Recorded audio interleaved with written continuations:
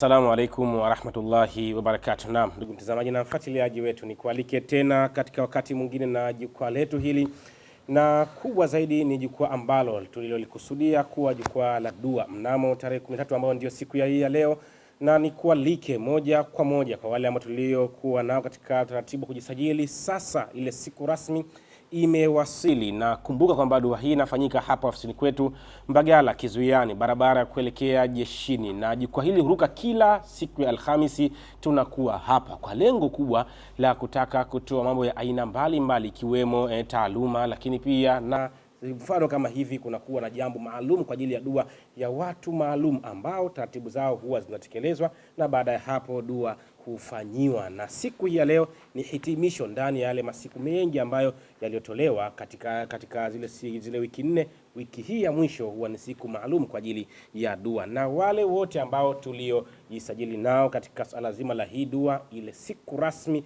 ambayo dua rasmi kwa ajili yenu ndiyo imewadia. Na kama kawaida taratibu huu utakwenda hivyo, na kila napofika wiki ya 4 katika jukwaa letu hili itakuwa ni jukwaa kwa ajili ya dua, na dua hiyo itakuwa ni maalumu kwa watu aina tofauti tofauti na kwa mambo ya tofauti tofauti. Na kubwa zaidi, dua hii itakwenda leo kuangazia vipengele vikubwa vitatu. Moja ni masuala mazima ya ndoa, lakini pia swala la pili ni masuala mazima ya riski na kazi za watu ziwe katika hali iliyokuwa nzuri, na mwisho kabisa tutamaliziana kipengele cha watu wenye maradhi ya aina mbalimbali, maradhi tokanayo na uchawi, mashetani, lakini na maradhi ambayo tokanayo na maradhi ya kibiolojia. Basi bila shaka tuungane pamoja twende katika dua katika jukwaa letu hili maalumu kabisa kwa ajili yako wewe, na kubwa zaidi ni wewe tu kuwa tayari kwenda katika dua. Na dua hii bila shaka haitakuacha, itakupa kile ambacho tunachotarajia kwa huruma tukufu yake Allah subhanahu wa ta'ala. Khairi nyingi tunaamini zitapatikana. Mimi nikwambie tu unaweza kuwasiliana nasi kupitia namba 0748869733 au 0659869734. Unaweza kutupigia simu sasa kwa maelezo, lakini pia na ushauri. Unaweza kushauriwa moja kwa moja, lakini pia kama unataka huduma zinazopatikana ofisini kwetu pia unaweza kuwasiliana kupitia namba hizo, na kheri nyingi naamini zitapatikana. Mimi nisitafune nyakati, nisitafune muda huu, nipeleke kipaza hichi kwake Dr. Saidna Sheikh Safuddin Al-Ghazali ili atuongoze katika taratibu namna gani tutaweza kuiendea dua yetu katika hali iliyokuwa bora tena yenye ufasaha wa hali ya juu biidhnillah subhanahu wa ta'ala. Mimi ni mwambie Dr. Saidna Sheikh Safuddin Al-Ghazali, faltafadhali mashkura. Karibu sana, jukwaa liko tayari na walimu pamoja nasi wako tayari kwa ajili ya kusikia mwongozo na namna tunakwenda katika jambo letu hili la dua kubwa siku hii ya leo insha Allah. Assalamu alaikum wa rahmatullahi wa barakatuhu. Wa alaikum assalam wa rahmatullahi wa barakatuh. Alhamdulillah wassalatu wassalamu ala khairil anbiya sayyidina Muhammadin wa ala alihi wa sahabatihi ajma'in, amma ba'd. Naam, ndugu zangu, leo ni ile siku ya tarehe 13 ambayo tulisubiri kwa hamu sana kwa lengo la kufanya dua, kusema na Allah tabaraka wa taala katika vipengele vya aina 3. Sehemu ya kwanza ya dua ni maalum kwa ajili ya ndoa na wanandoa, yani kwa wale ambao wana migogoro mizito katika ndoa zao. Huu ni wakati muafaka wa kusema na Allah tabaraka wa taala aweze kuondosha migogoro katika ndoa zetu. Lakini kadhalika kwa wale ambao wamekimbiwa na waume, yani waume zao wamewakimbia, lakini kadhalika na kwa wale ambao wamekimbiwa na wake zao, huu ni wakati muafaka wa kusema na Allah tabaraka wa taala, Mola awarejeshe wale ambao waliokimbia. Lakini kadhalika kuna wale ambao uchumba wao hautimii, wanachumbia lakini uchumba unakuwa na tabu. Labda inawezekana mchumba mmoja akawa hana nia au akawa anakimbia hakai katika utaratibu ambao unaotakiwa. basi inshallah tunasema na Allah katika wakati huu, Mwenyezi Mungu ajalie pia uchumba uweze kwenda salama na hatimaye ifikiwe ndoa tena kwa haraka biidhnillah subhanahu wa ta'ala. Lakini kadhalika kipengele cha pili kitakuwa ni mujarrabu sana kwa wale ambao bila shaka wao ni wafanyakazi, lakini kazi zao zinakuwa ngumu sana, zinaingia mitihani ya hapa na pale. Lakini kuna wale ambao wao wanatafuta kazi zenyewe hawana kabisa, lakini wako bize kutafuta na wana CV nzuri, lakini majibu wanapokwenda kuomba kazi yanakuwa si mazuri. Tutasema na Allah hapa, Mola awafanyie wepesi. Lakini kadhalika kuna wale ambao wanazo kazi na vipato wanapata, lakini pale anapopata tu kipato chake ndipo panapozuka matatizo na kile chote kilichopatikana kinafelia katika mikono yake. Inshallah tutasema na Allah katika wakati huu, Mwenyezi Mungu Subhanahu wa Ta'ala aondoshe athari na mashakili hayo. Lakini kadhalika biidhnillah Subhanahu wa Ta'ala tutakwenda katika kipengele cha tatu ambacho ni maalum sana kwa watu wenye maradhi. Kuna watu wanaumwa maradhi mazito. Inshallah tunasema na Mola wetu hivi sasa ajalie dua hii iwe ni sababu ya kuwapa ponyo pale walipo kutokana na maradhi ambayo yamewasibu. Na Mtume sallallahu alayhi wasallam anatuambia miongoni mwa dua zinapokuwa mustajaba au dua zinazojibiwa sana na Allah subhanahu wa ta'ala ni zile ambazo mtu anamuombea ndugu yake bidhahiril ghaib, mtu huyo akiwa yuko mbali sana. Yani wewe uko Marekani, upo Uingereza, uko Ufaransa, upo Umani, upo yani popote pale utakapokuwa, maadamu tunaomba dua hii kwa idhini yake Allah subhanahu wa ta'ala, na tunakutakia mazuri popote ulipo kwa hurma na utukufu wake Allah subhanahu wa ta'ala. Mtume anasema hiyo dua inakuwa mustajaba maadamu huyo ndugu yako anakuombea kheri, anakuombea neema, anakuombea mazuri biidhnillah subhanahu wa ta'ala. Nasi tunafanya hivyo, tunaamini Mola atatujibu sana. Hii ni dua maalum kwa ndugu zetu 350 ambao walijisajili pamoja nasi katika dua yetu hii. Lakini wakati tunatoa utaratibu wa dua, nikupeni dondoo pia biidhnillah subhanahu wa ta'ala. Mnamo tarehe 3 ya mwezi wa 9 pia tutakuwa na dua rasmi kabisa, nayo pia itakuwa na vipengele vitatu kama ilivyo kawaida. Kipengele cha kwanza kitakuwa ni maalum sana kwa wale watu ambao wana madeni sana, wanadaiwa sana kiasi ambacho wanakosa amani. Kila dakika kaja mtu hodi kutaka deni lake. Hawa sasa inshallah tutasema na Allah kwa ajili yao biidhnillah, ili Mwenyezi Mungu awape asbabi mbalimbali za kuweza kulipa madeni ambayo yanayowakabili biidhnillah subhanahu wa ta'ala. Hiki ni kipengele cha kwanza katika dua ya tarehe 3 ya mwezi wa 9 inshallah tukiwa hai na salama. Lakini kipengele cha pili biidhnillah subhanahu wa ta'ala kitakuwa kwa wale ambao wao wanadai. Yani cha kwanza kilikuwa wale wanaodaiwa, lakini kipengele cha pili ni kwa wale ambao wanadai.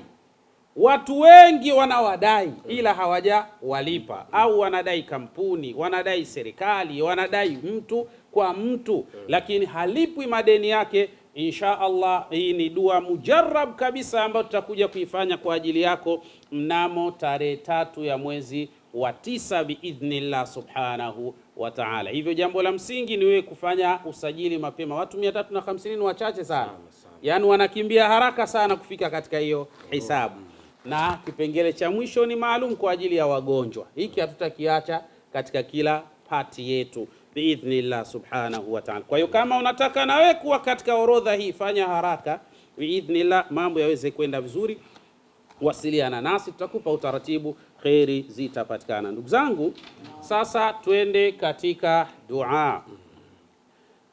Na ni vizuri yoyote yule ambaye atakayesikiliza dua hii, hasa katika wale ambao tu wamejisajili nasi wakatuma majina yao tukayaweka katika utaratibu maalum, basi ni vizuri chukua maji, weka katika ndoo au katika chombo safi, kisha baada ya hapo chukua chumvi kidogo na sukari kidogo sana, changanya katika yale maji, alafu tusome sote hii dua, tuisikilize hii dua biidhnillah subhanahu wa ta'ala, hali ya kuwa tuna yaqini mfanyaji wa yote ni Mwenyezi Mungu subhanahu wa ta'ala. Kisha baada ya hapo utatumia hayo maji kwa kunywa kwa nia maalum na kuyaoga kwa nia maalum. Allah akujalie nuru, akujalie mvuto, Allah subhanahu wa ta'ala kuondolee maradhi, Allah subhanahu wa ta'ala aondoe mizozo katika ndoa yako, Allah subhanahu wa ta'ala aondoe mashaka yanayokabili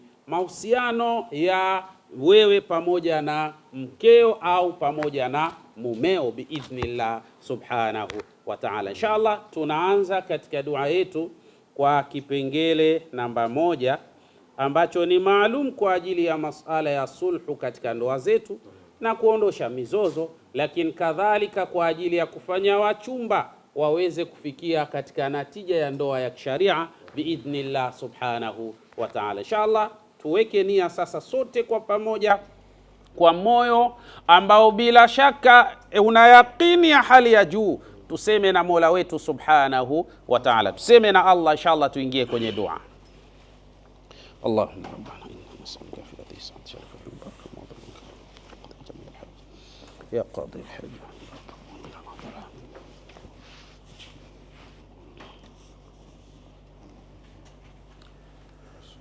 أعوذ بالله من الشيطان الرجيم. بسم الله الرحمن الرحيم.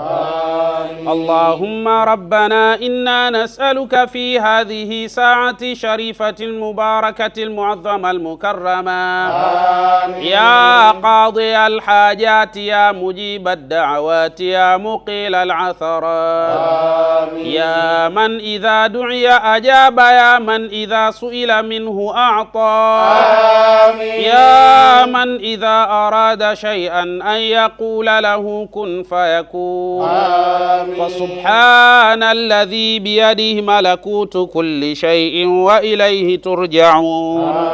الفاتحة.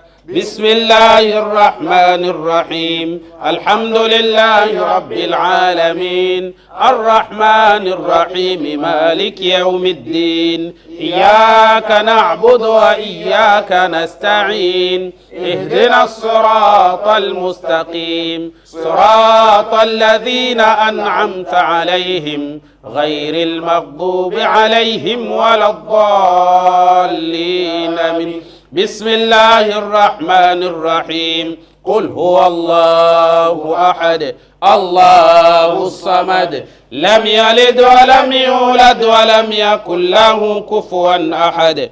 بسم الله الرحمن الرحيم. قل هو الله أحد الله الصمد لم يلد ولم يولد ولم يكن له كفوا أحد. بسم الله الرحمن الرحيم. قل هو الله أحد الله الصمد لم يلد ولم يولد ولم يكن له كفوا أحد. الله أكبر. لا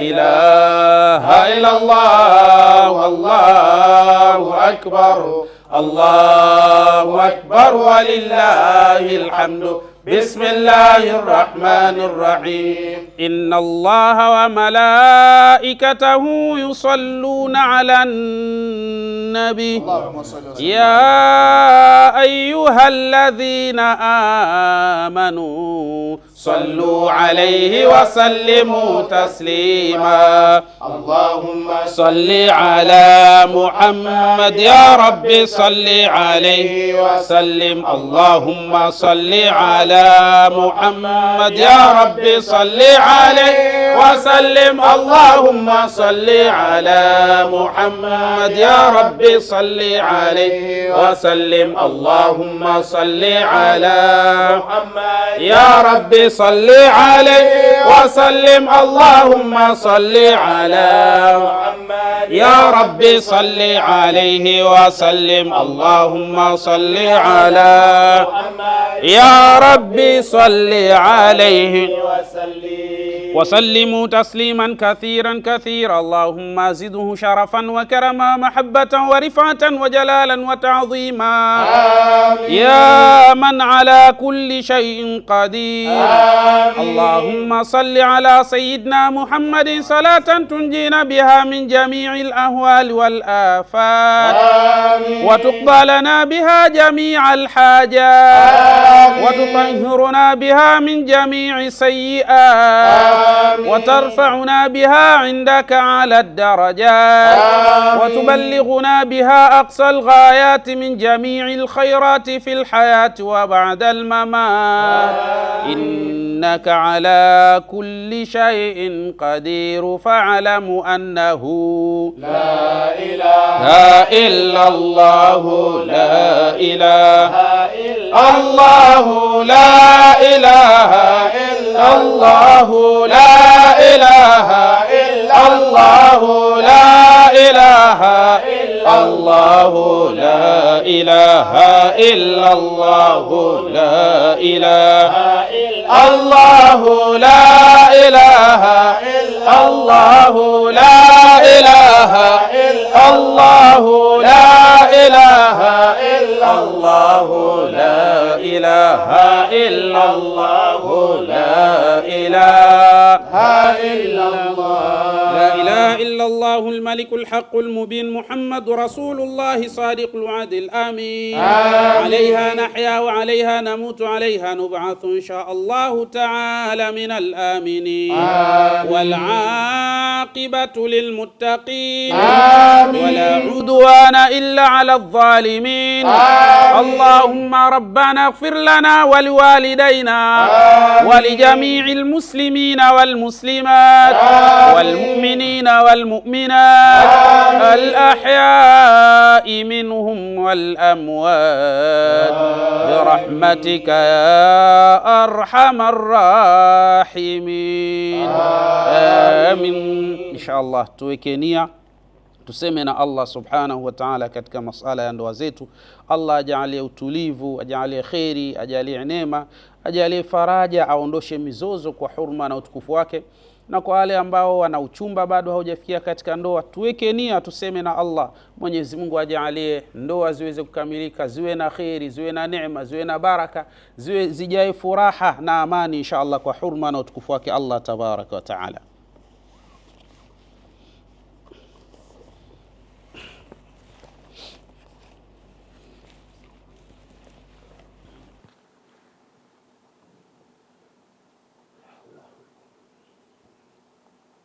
أعوذ بالله من الشيطان الرجيم. بسم الله الرحمن الرحيم. آمين. قم يا حبيبي كم تنام. قم يا حبيبي كم تنام. قم يا حبيبي كم تنام. قم يا حبيبي كم تنام. عجبا للمحب كيف ينام. قم يا حبيبي كم تنام. طالب الجنة لا ينام. قم يا حبيبي كم تنام. خالق الليل لا ينام. قم يا حبيبي كم تنام. خالق الخلق لا ينام. قم يا حبيبي كم تنام. العرش والكرسي لا ينام. قم يا حبيبي كم تنام. اللوح والقلم لا ينام. قم يا حبيبي كم تنام. كل الملكوت لا ينام. قم يا حبيبي كم تنام. الشمس والقمر لا ينام. قم يا حبيبي كم تنام. الأرض والسماء لا ينام. قم يا حبيبي كم تنام. النجم والشجر لا ينام. قم يا حبيبي كم تنام. البر والبحر لا ينام. قم يا حبيبي كم تنام. الجنة والنار لا ينام. قم يا حبيبي كم تنام. الحور والقصور لا ينام. قم يا حبيبي حبيبك امتنى الطير والوحش لا ينام قمكم يا حبيبك امتنى طالب المولى لا ينام قمكم يا حبيبك امتنى العاشق والمعشوق لا ينام قمكم يا حبيبك امتنى العشق والمحبة لا ينام قمكم يا حبيبك امتنى الليل والنهار لا ينام قمكم يا حبيبك امتنى نعم المولى والإكرام لا ينام قمكم يا حبيبك امتنى آدم صفي الله لا ينام قمكم يا حبيبك امتنى إبراهيم خليل الله لا ينام قمكم يا حبيبك امتنى موسى كليم الله لا ينام قمكم يا حبيبك امتنى عيسى روح الله لا ينام قمكم يا حبيبك امتنى محمد رسول الله لا ينام قمكم يا حبيبك امتنى بسم الله الرحمن الرحيم آمين. شرعت بتوحيد الإله مبسملا آمين. سأختم بالذكر الحميد مجملا آمين. وأشهد أن الله لا رب غيره آمين. تنزه عن حصر العقول تكملا آمين. وأرسل فينا الأحماد الحق قيدا آمين. نبيا به قام الوجود وقد خلا آمين. فعلمنا من كل خير مؤيد آمين.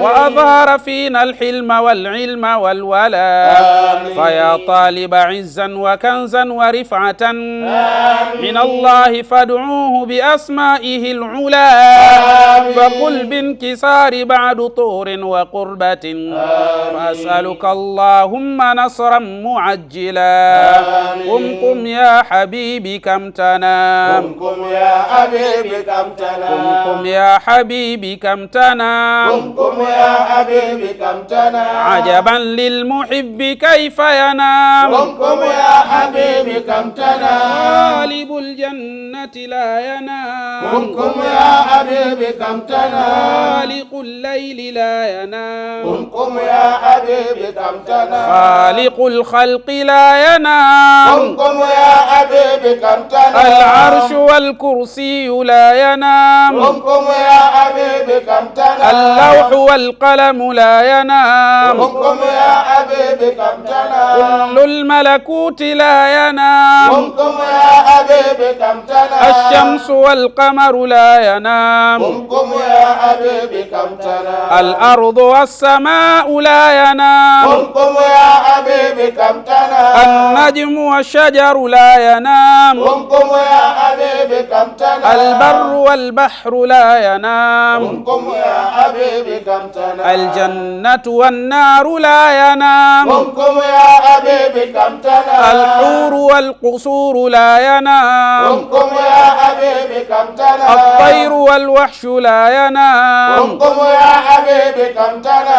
طالب المولى لا ينام قمكم يا حبيبك امتنى العاشق والمعشوق لا ينام قمكم يا حبيبك امتنى العشق والمحبة لا ينام قمكم يا حبيبك امتنى الليل والنهار لا ينام قمكم يا حبيبك امتنى نعم المولى والإكرام لا ينام قمكم يا حبيبك امتنى آدم صفي الله لا ينام قمكم يا حبيبك امتنى إبراهيم خليل الله لا ينام قمكم يا حبيبك امتنى موسى كليم الله لا ينام قمكم يا حبيبك امتنى عيسى روح الله لا ينام قمكم يا حبيبك امتنى محمد رسول الله لا ينام قمكم يا حبيبك امتنى بحقك يا رحمن بالرحمة التي آمين أحاطت فكن لي يا رحيم مجملا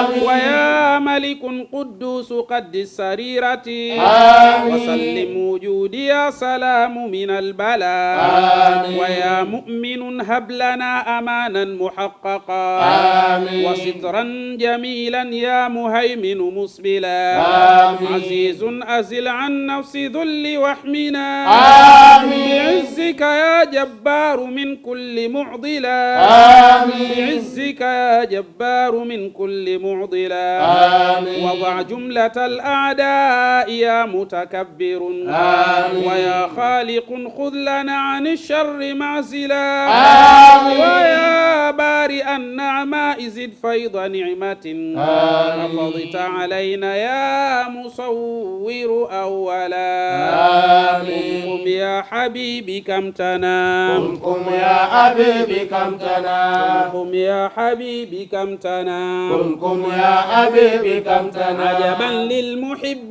كيف ينام قم يا حبيبي كم تنام طالب الجنة لا ينام قم يا حبيبي كم تنام خالق الليل لا ينام قم يا حبيبي كم تنام خالق الخلق لا ينام قم يا حبيبي كم تنام العرش والكرسي لا ينام قم يا حبيبي كم تنام اللوح والقلم لا ينام قم يا حبيبي كم تنام الملكوت لا ينام قم يا حبيبي كم تنام الشمس والقمر لا ينام قم يا حبيبي كم تنام الأرض والسماء لا ينام قم يا حبيبي كم تنام النجم والشجر لا ينام قم يا حبيبي كم تنام البر والبحر لا ينام قم يا حبيبي كم تنام الجنة والنار لا ينام قم يا حبيبي كم تنام الحور والقصور لا ينام قم يا حبيبي كم تنام الطير والوحش لا ينام قم يا حبيبي كم تنام طالب المولى لا ينام قم يا حبيبي كم تنام العاشق والمعشوق لا ينام قم يا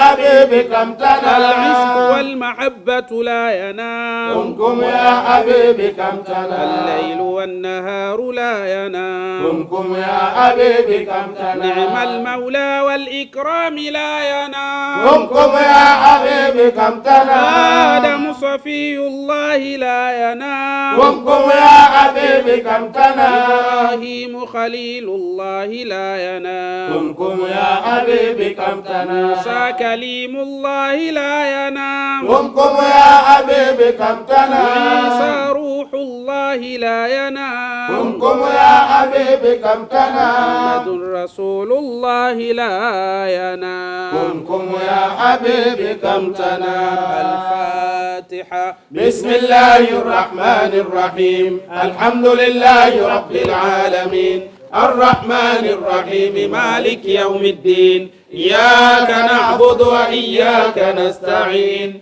اهدنا الصراط المستقيم صراط الذين أنعمت عليهم غير المغضوب عليهم ولا الضالين آمين.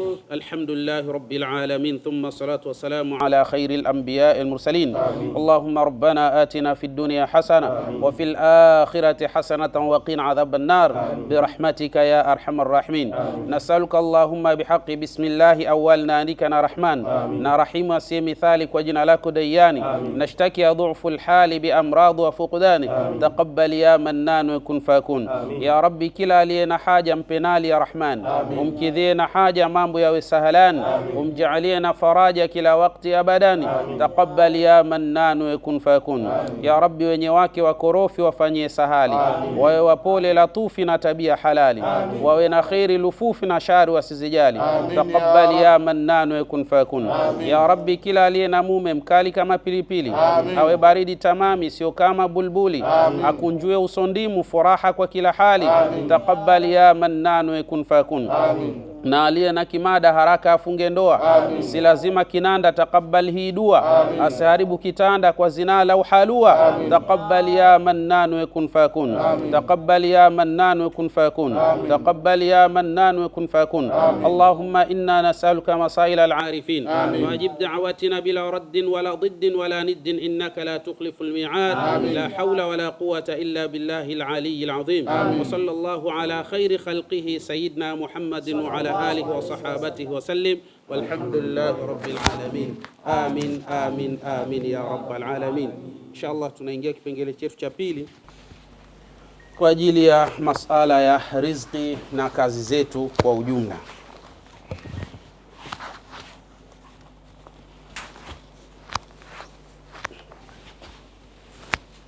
Tuweke nia, tuseme na Allah tabaraka wa taala.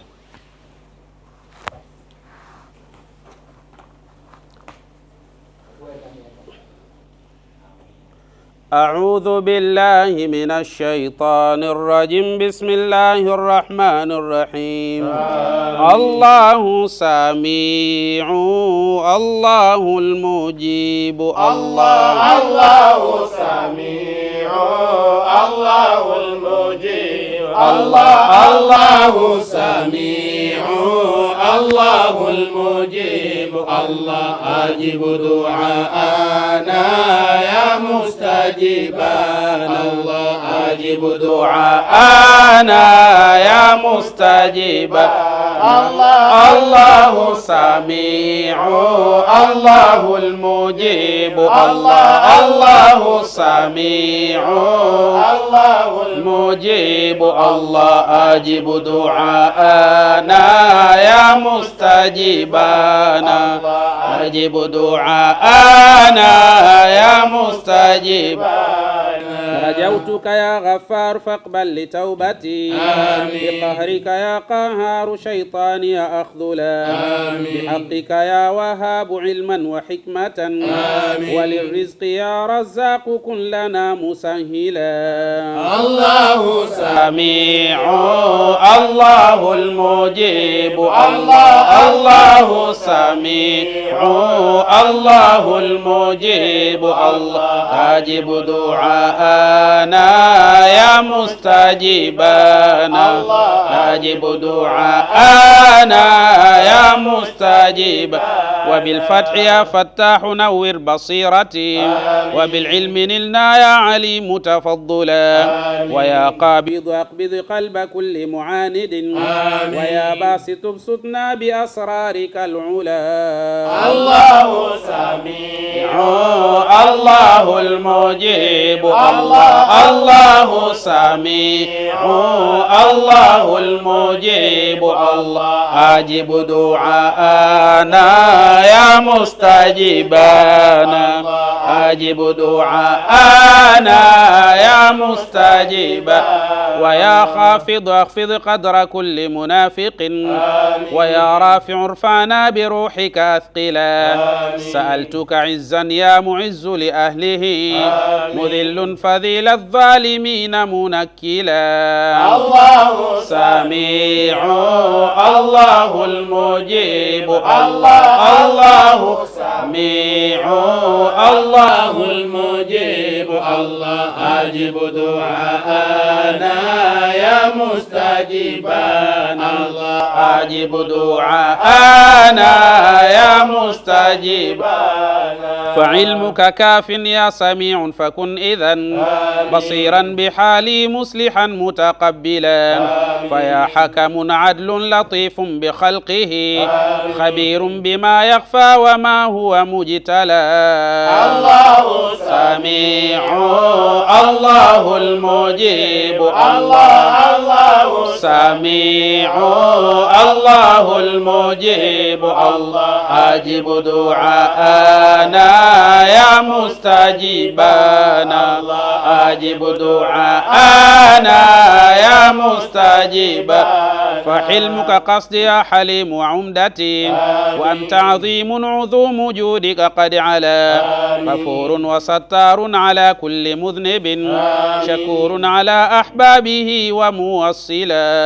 الله سميع الله المجيب. الله سميع الله المجيب. الله أجب دعاءنا يا مستجيبانا. الله أجب دعاءنا يا مستجيبانا. علي وقد أعلى مقام حبيبه.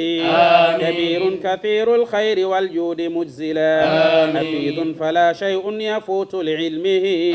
مقيت نقيب الخلق أعلى وأسفلا. الله سميع الله المجيب. الله الله سميع الله المجيب الله أجب دعاءنا يا مستجيبا الله أجب دعاءنا يا مستجيبا وحكمك حسبي حسيب تولنا وأنت جليل كل غمي منكلا إلهي كريم أنت فكر مواهبي وكن لعدوي يا رقيب مجندلا الله سميع الله المجيب الله سميع الله المجيب الله أجب دعاءنا يا مستجيبنا أجب دعاءنا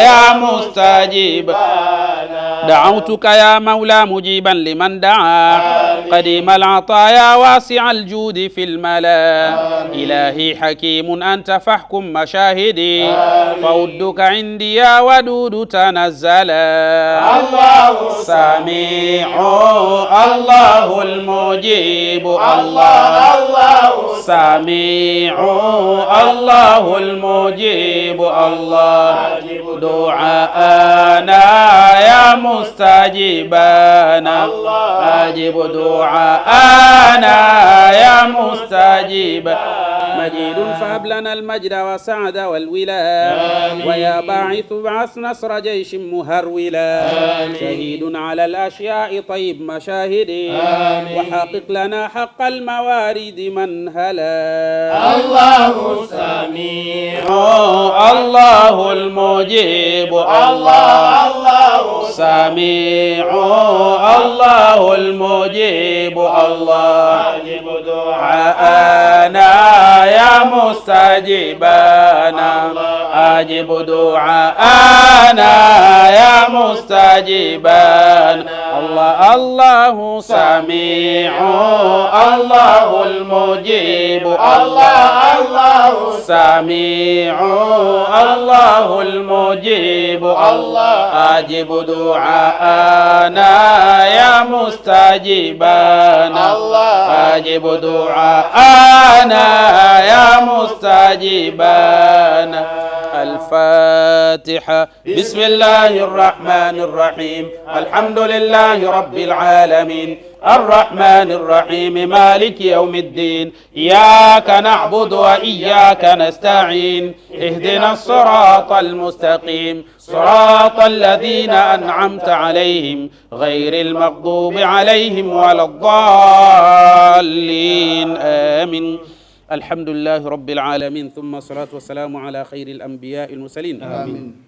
اللهم ربنا آتنا في الدنيا حسنة وفي الآخرة حسنة وقنا عذاب النار برحمتك يا أرحم الراحمين. يا ربي nasiena kazi waijua nia yake, maisha yachuze wala asiwe mpweke, matajiri wamtake kama yupo peke yake. Taqabbal ya mannan wa kun fayakun. Ya Rabbi, kila yule ambaye alojisajili pamoja nasi, ya Allah mfanyie wepesi katika shughuli zake, mfanyie wepesi katika riziki zake, mfanyie wepesi katika utafutaji wake. Innaka ala kulli shay'in qadir. Allahumma Rabbi, tunakuomba jalia khairi na neema nyingi kwa kila yule ambaye tunafanya dua hii kwa ajili yake. Kwa hurma na utukufu wako wewe Mola wetu, Mola ambaye hakuna yoyote ambaye anaweza kuombwa isipokuwa ni wewe. Hakuna yoyote ambaye anaweza kujibu dua ila ni wewe. Ya Rabbi, tunakuomba tujibu dua yetu kwa hurma na utukufu wako ya Allah ya Rabbal Alamin. Ya Allah, tunakuomba katika wakati huu baada ya kuchomoza kwa jua, ya Allah tunakuomba utujibu kabla jua halijazama. Innaka ala kulli shay'in qadir. La hawla wala quwwata illa billahi al-aliyyil azim. وصلى الله على خير خلقه سيدنا محمد وعلى آله وصحابته وسلم والحمد لله رب العالمين. آمين آمين آمين يا رب العالمين. إن شاء الله tunaingia kipengele chetu cha tatu na cha mwisho ambacho ni maalum kwa ajili ya wagonjwa.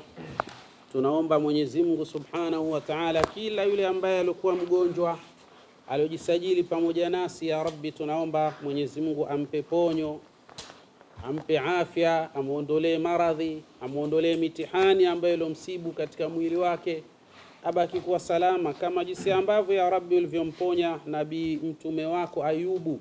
Ya Rabbi, tunakuomba kwa kila mwenye maradhi pia umponye maradhi yake. Innaka ala kulli shay'in qadir. Amin.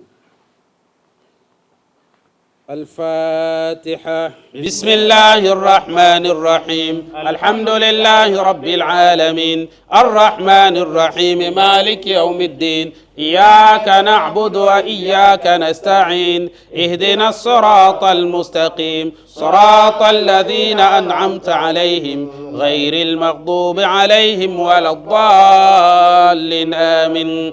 يا كاشف البلوى الله ويا شافع المرضى الله انظرنا يا الله. يا كاشف البلوى الله ويا شافع المرضى الله انظرنا يا الله. يا كاشف البلوى الله ويا شافع المرضى الله انظرنا يا الله. يا كاشف البلوى الله ويا شافع المرضى الله انظرنا يا الله. إلهي وكيل أنت فاقض حوائجي ويكفي إذا كان القوي موكلا متين فمتن ضعف حولي وقوتي أغث يا ولي عبدا دعاك تبتلا حمدتك يا مولى حميدا موحدا ومحصي زلات الورى ومعدلا إلهي مبدئ الفتح لي أنت والهدى معيد لما في الكون إن باد أو خلا سألتك يا محي حياة هنيئة أمت يا مميت أعداء الدين معجلا ويا حي أحي ميت قلبي بذكرك القديم فكن قيوم سري موصلا. كاشف البلوى الله ويا شافع المرضى الله انظرنا يا الله. يا كاشف البلوى الله ويا شافع المرضى الله انظرنا يا الله. يا كاشف البلوى ويا شافع المرضى الله انظرنا ويا واجد الأنوار أوجد مسرة ويا ماجد الأنوار كن لي معولا ويا واحد ما ثم إلا وجوده ويا صمد قام الوجود به على ويا قادر ذا البرش أهلك عدونا ومقتدر قدر لحسادنا البلاء وقدم لسر يا مقدم عافنا من الضر فضلا يا مؤخر ذا العلا واسبق لنا الخيرات أولا ويا آخر اختم لي أموت مهللا ويا ظاهر أظهر لي معارفك التي بباطن غيب الغيب يا باطنا ولا.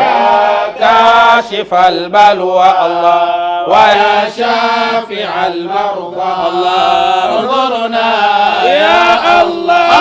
يا كاشف البلوى ويا شافع المرضى انظرنا يا الله. يا كاشف البلوى الله ويا شافع المرضى الله انظرنا يا الله. ويا والي أولي أمرنا كل ناصح ومتعالي ارشد واصلح له الولا ويا بر يا رب البرايا وموهبا العطايا ويا تواب تب وتقبلا ومنتقم من ظالمي نفوسهم كذاك عطوف أنت فعطف تفضلا عطوف رؤوف بالعباد ومسعف لمن قد دعا يا مالك الملك معقلا فالبس لنا يا ذا الجلال جلالة فجودك والإكرام ما زال مهطلا ويا مقسط ثبت على الحق مهجتي ويا جامع اجمع لنا الكمالات في الملا. يا كاشف البلوى الله ويا شافع المرضى الله يا الله. يا كاشف البلوى الله ويا شافع المرضى الله انظرنا يا الله. يا كاشف البلوى الله ويا شافع المرضى الله انظرنا إلهي غني أنت فاذهب لفاقتي، ومغني فاغني فقر النفس لما خلا، ويا مانع امنعنا من الذنب فاشفعنا عن السوء مما قد جنينا تعملا، ويا ضر كل الحاسدين موبخا، ويا نافع انفعنا بروح محصلا، ويا نور أنت النور في كل ما بدا، ويا هادي كل النور في القلب مشعلا، بديع البرايا أرجو من فيض لطفه، ولم يبقى إلا أنت باقي له الولا، وارث اجعلنا لعلمك وارثا، ورشدا أنلنا يا رشيد تجملا، يا كاشف البلوى ويا شافع المرضى، انظرنا يا الله، يا كاشف البلوى الله، ويا شافع المرضى الله، انظرنا يا الله، يا كاشف البلوى الله، ويا شافع المرضى الله، انظرنا صبور وستار فوافق عزيمتي على الصبر واجعل لي اختيارا مزملا، بأسمائك الحسنى دعوتك سيدي، وآياتك العظمى ابتهلت توصلا، فأسألك اللهم ربي بفضلها وهيئ لنا منك الكمال مكملا، وقع بالرجاء بالرضا عنك واكفنا ظروف زمان صرت فيه محولا، أغث واشف من داء نفسي واهدني إلى الخير واصلح ما بعقل تخللا، يا كاشف البلوى الله، شافع المرضى الله، انظرنا يا الله، يا كاشف البلوى الله، ويا شافع المرضى انظرنا يا الله، يا كاشف البلوى ويا شافع المرضى الله، انظرنا يا إلهي فارحم والدينا وإخوتنا، ومن هذه الأسماء يدعو مرتلا، إن القدري الحسني عبد لقادري، دعيت بمحي الدين في درجة العلا، وصل على جد الحبيب محمد بأحلى سلام في الوجود وأكملا، مع الآل والأصحاب جمعا مؤيدا، وبعد فحمد الله ختما وأولا، يا كاشف البلوى ويا شافع المرضى الله، انظرنا يا الله، يا كاشف البلوى ويا شافع المرضى انظرنا يا الله، يا كاشف البلوى ويا شافع المرضى انظرنا يا الله، كاشف البلوى الله، ويا شافع المرضى الله انظرنا يا الله، يا كاشف البلوى الله، ويا شافع المرضى الله انظرنا يا الله. الفاتحة. بسم الله الرحمن الرحيم، الحمد لله رب العالمين، الرحمن الرحيم، مالك يوم الدين، إياك نعبد وإياك نستعين، اهدنا الصراط المستقيم، صراط الذين أنعمت عليهم غير المغضوب عليهم ولا الضالين، آمين. الحمد لله رب العالمين، ثم الصلاة والسلام على خير الأنبياء المرسلين. اللهم ربنا آتنا في الدنيا حسنة وفي الآخرة حسنة وقنا عذاب النار، برحمتك يا أرحم الراحمين، برحمتك يا أرحم الراحمين. اللهم إنا نسألك أن تشفينا من جميع الأمراض، إنك على كل شيء قدير، بحق بسم الله شافي، بسم الله الكافي، بسم الله المعافي، بسم الله الذي لا يضر مع اسمه سم ولا داء، بسم الله الذي لا يضر مع اسمه إنس ولا جان. بسم الله الذي لا يضر مع اسمه دود ولا حيوان. بسم الله الذي لا يضر مع اسمه حشرات ولا طيران. بسم الله الذي لا يضر مع اسمه شيء في الأرض ولا في السماء وهو السميع العليم. نسألك اللهم بحق بسم الله أولنا عندك أنا رحمن na rahimu asiye mithali kwa jina lako dayani. Nashtaki ya dhufu alhali bi amrad wa fuqdani. Taqabbal ya mannan wa kun fakun. Ya rabbi ja'alia shifa kwa kila mwenye maradhi. Dua inayofaa imfaayo mwenye maradhi iwe kwake ni shifai kama sunna na faradhi. Taqabbal ya mannan wa kun fakun. Ya rabbi kila aliyorogwa uchawi umepuke, kwa dhahiri au faragha hakika umuondoke, bila miguu kusaga hata robo usibaki. Taqabbal ya mannan wa kun fakun. Na aliyo na shaitani dua hii imuauni, muondolee majini bila hata ya ubani, umdhofu shaitani pande zote mwilini. Taqabbal ya mannan wa kun fakun. Allahumma inna nas'aluka masail al-arifin wajib da'watina bila radd wala ضد ولا ند إنك لا تخلف الميعاد. اللهم ربنا اجعل دعاءنا بين الحرفين بين الكاف والنون. إنما أمره إذا أراد شيئا أن يقول له كن فيكون. فسبحان الذي بيده ملكوت كل شيء وإليه ترجعون. لا حول ولا قوة إلا بالله العلي العظيم. وصلى الله على خير خلقه سيدنا محمد وعلى آله وصحابته وسلم والحمد لله رب العالمين. آمين آمين آمين يا رب العالمين. إن شاء الله tumemaliza dua.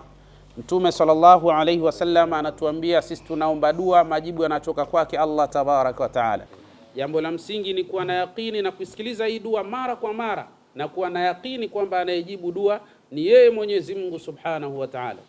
Hasanul Basri katika maneno ya hikma anasema, falamma alimtu anna Allah qadirun ala kulli shay, nilipojua tu kwamba Mwenyezi Mungu anaweza vitu vyote, wafawwadtu amri ilaihi, na jambo langu nikalipeleka kwake Mwenyezi Mungu ambaye mwenye uwezo wa kila kitu.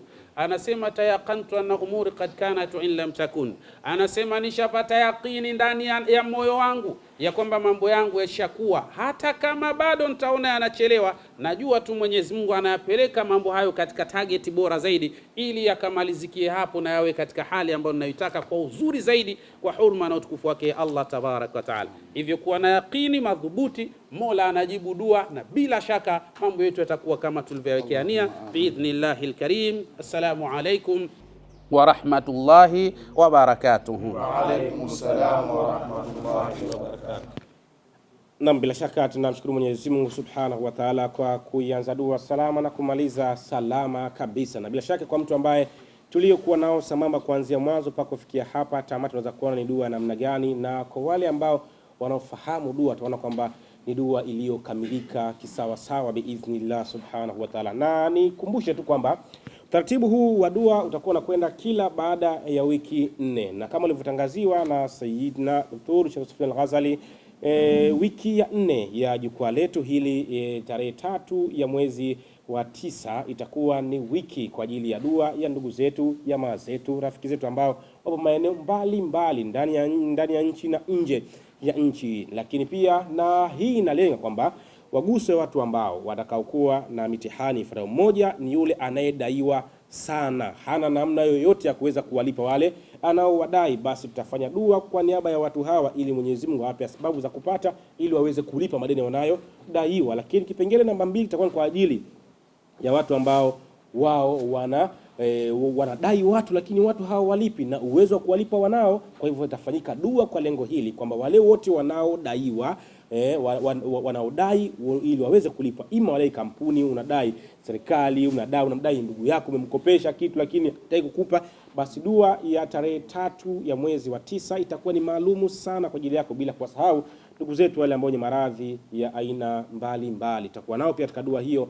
Kheri nyingine naamini zitapatikana. Kumbuka dua hizi zinafanyika hapa ofisini kwetu Mbagala Kizuiani, barabara kuelekea jeshini, na hili ni jukwaa la Dr. Sayyidina Sheikh Yusuf Al-Ghazali ambalo hufanyika kila Alhamisi majira ya saa 4 asubuhi. Huwa inakuwa katika hali za namna hiyo. Bila kusahau kumalizia kabisa, Hapo Sini Kwetu hapo kuna dawa za aina mbalimbali. Tunao mkono wa Idi ambao humfanya mwanamume kuwa imara kabisa kulinda tendo la ndoa na kumfanya mwanamume kuwa na hamasa na kuhisi ladha kipekee kabisa wakati wa kuliendea lile tendo la ndoa. Naamini kheri nyingi zitapatikana. Kwa hiyo ukitaka mkono wa Idi basi unapatikana hapa ofisini kwetu Mbagala Kiziani, barabara ya kuelekea jeshini. Bila kusahau tunayo prostate ama tezi dume ambayo yenyewe inafanya kazi bora mno. Ni zaidi ya daktari bingwa unapokuwa naye nyumbani kwako kunako maradhi haya ya tezi dume, kwa sababu ana utendaji bora kabisa.